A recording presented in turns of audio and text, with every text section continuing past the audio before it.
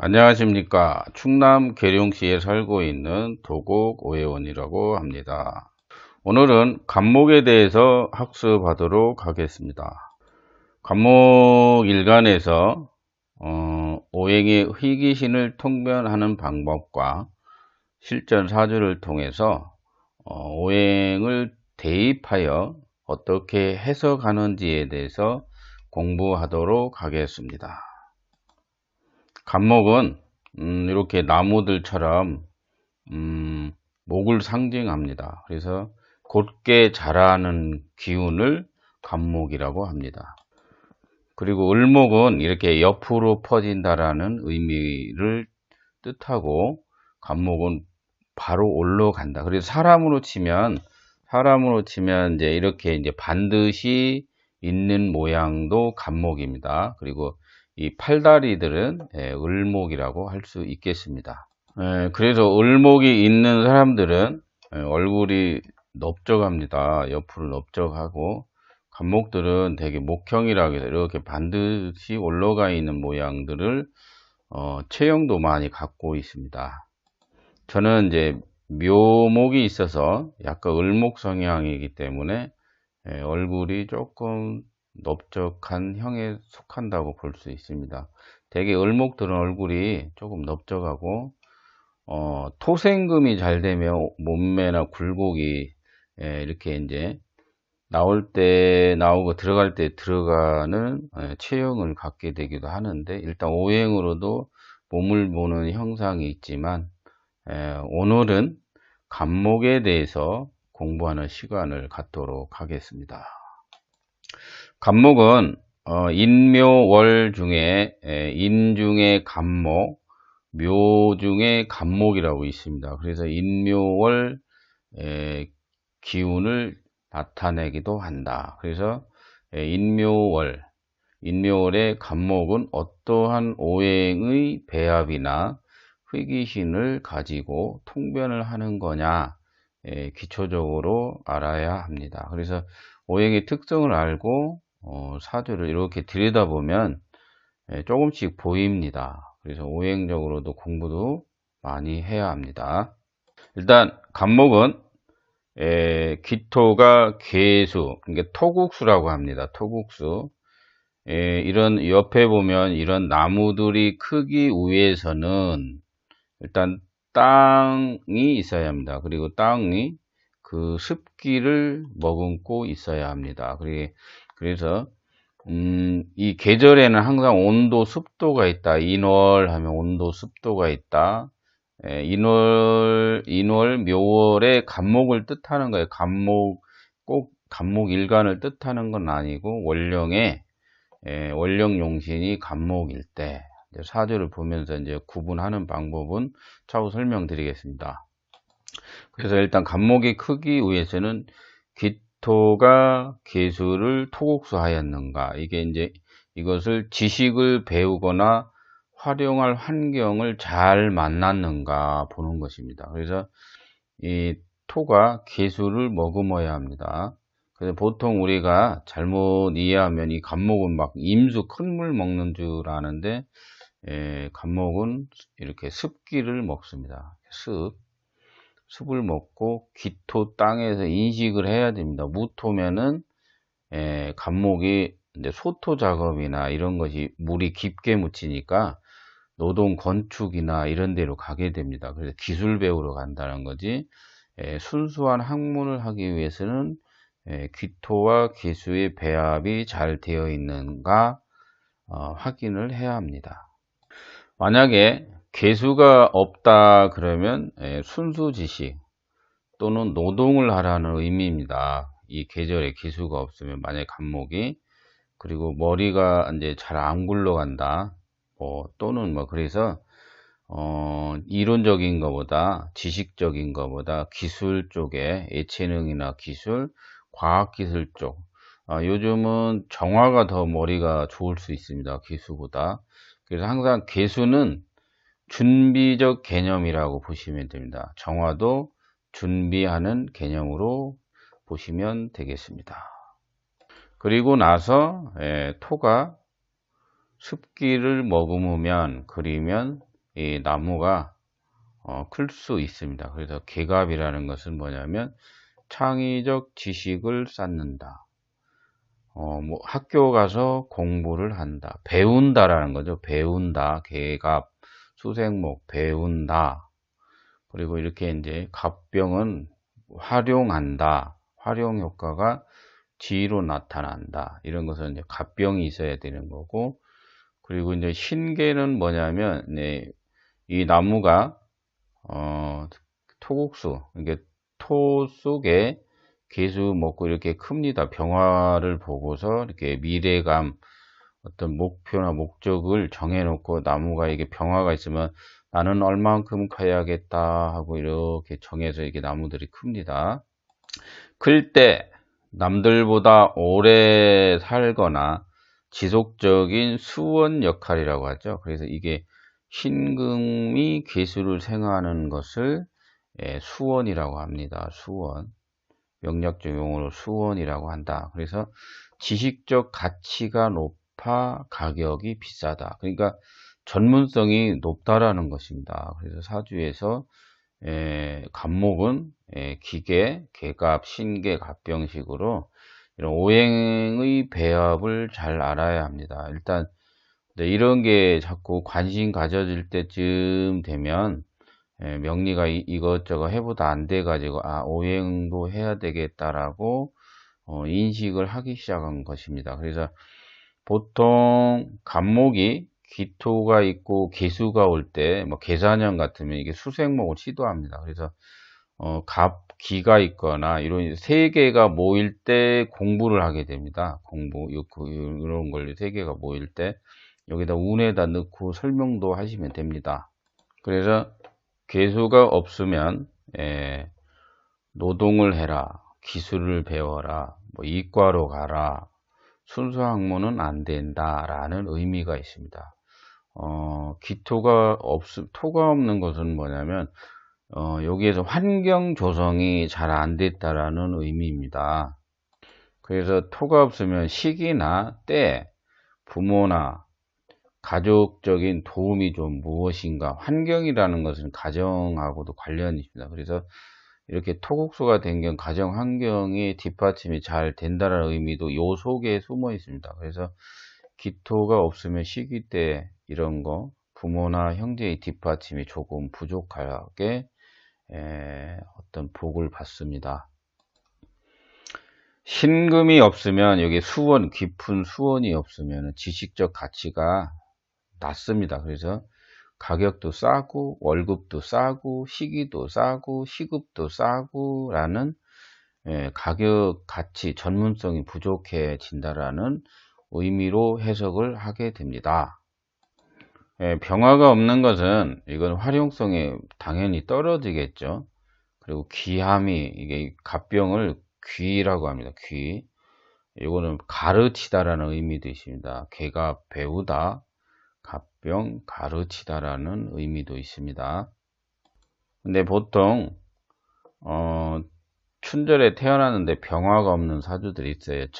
자월, 축월, 인월, 묘월. 그러니까 이게 활용효과. 배웠는데 안 쓰는 분들이 있죠. 명리 공부는 이것저것 많이 하는데, 활용하는데 저는 자신이 없어요. 조금 더 배워야 될 것 같아요. 3년 있어도 더 부족한 것 같아요. 배워야 될 것 같아요. 그러면서 문화센터 30년 다닙니다. 그래서 이번에는 사주를 가지고 이것을 적용을 해보자. 어떤 식으로 해석하면 되겠는가?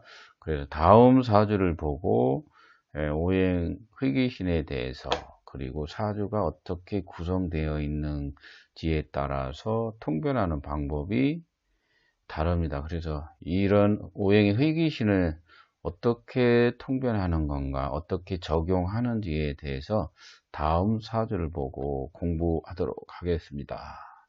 네, 인월의 갑목 사주입니다. 인월의 갑목. 그래서 사령은 병화사령입니다. 병화사령은 갑병한다는 뜻입니다. 이거는 일단 1월 달에 갑목 일간으로 그래서 인월이면 오행으로 보겠다라고 지난번에도 말씀을 드렸습니다.